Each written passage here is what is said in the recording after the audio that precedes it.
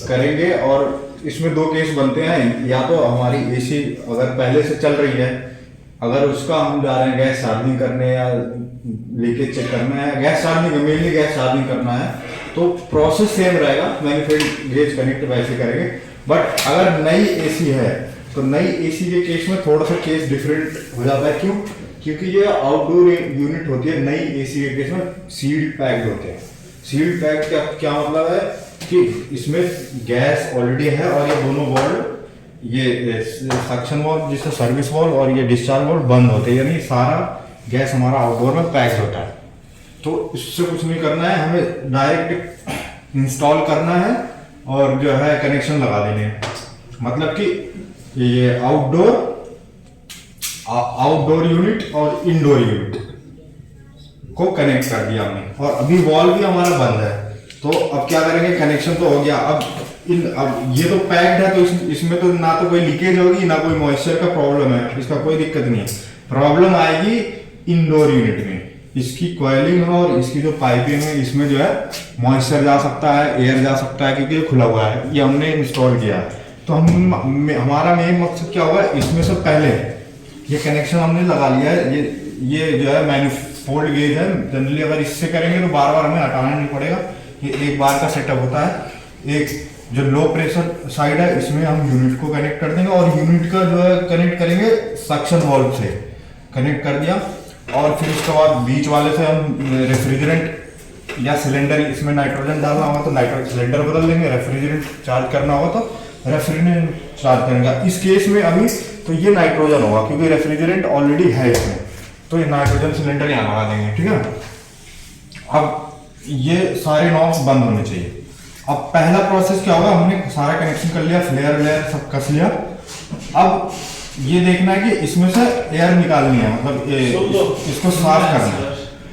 अब ये यूनिट ऐसे लगी रहेगी, इस सिलेंडर को बंद करेंगे। इस नॉब, यहाँ नॉब नहीं होता, ये डायरेक्ट होता है, तो ये ऑपरेट जो होता है यहाँ सिलेंडर के उस हैचेट रेंच से बंद कर देंगे इसको।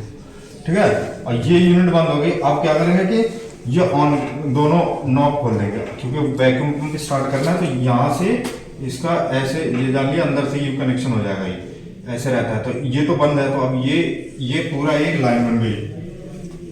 तो अब वैक्यूम स्टार्ट करेंगे, क्या करेंगे कि वैक्यूम पंप स्टार्ट करेंगे।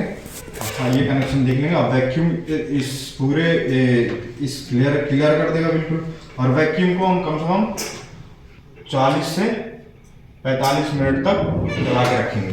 गेज मतलब जनरली ये 0 पे आ जाएगा, -30 पे जल्दी आ जाएगा, बट हम इसको 40 से 45 मिनट लगा के रखेंगे, सारा क्लियर हो जाएगा।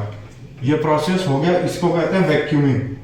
ठीक है, ये तो न्यू एसी के केस में क्या होगा, डायरेक्ट वैक्यूम करना है। पहला जो है वैक्यूम कर देना है, वैक्यूम हो गया। अब इसको बंद करना होगा, क्योंकि बंद करने का प्रोसेस थोड़ा सा टेक्निकल है, क्योंकि अगर हम डायरेक्ट बंद कर देंगे तो इस फिर से बैक कर देगा, तो इसमें फिर से जाने की वो एयर मॉइस्चर जा सकता है। तो इसका एक प्रोसेस ये है, सबसे ज्यादा ध्यान रखना होगा कि सबसे पहले ये नॉब जो है यूनिट में जो कनेक्ट है वो नॉब बंद करेंगे। ध्यान से, जो नॉब यूनिट में आ रही है उसको बंद करेंगे, उसके बाद से पंप बंद कर देंगे।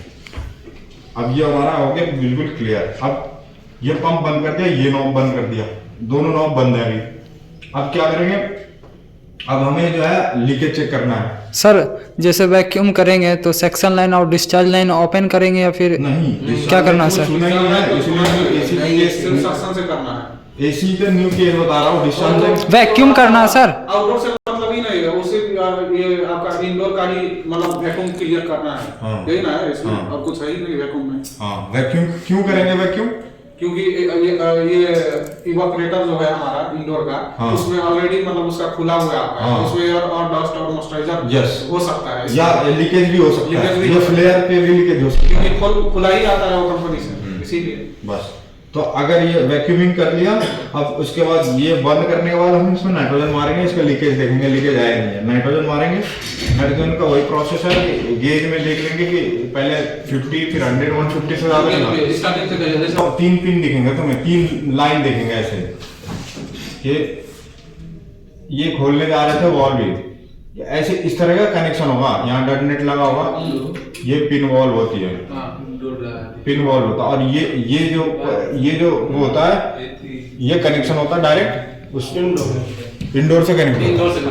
तो नए एसी के केस में ये सील्ड होगा, ये वॉल्व अगर ये वॉल्व बंद करने का मतलब है यहाँ पे ये ऐसे आ जाएगा, नहीं ये यहाँ पे ये इसके ऐसा होता है, ये बंद कर देगा, इधर से रखा जा, ये खुला रहेगा, इसको जब कसोगे ना इसको, तो यहाँ पे शटर लगाएगा वो, समझ रहे हो ना, ये वाली लाइन बंद करेगा बस वो, समझ गए। और ये जो पिन वॉल्व है, ये पिन वॉल्व का क्या होता है, इधर से जैसे आपने टायर में हवा भरते हो ना, वैसे होता है, जब दबाओगे तो खुल जाएगा, खोलोगे तो फिर बंद हो जाएगा। तो यहाँ से आपने लाइन कनेक्ट कर दिया तो ये खुल गया, तो ये रास्ता खुला हुआ है।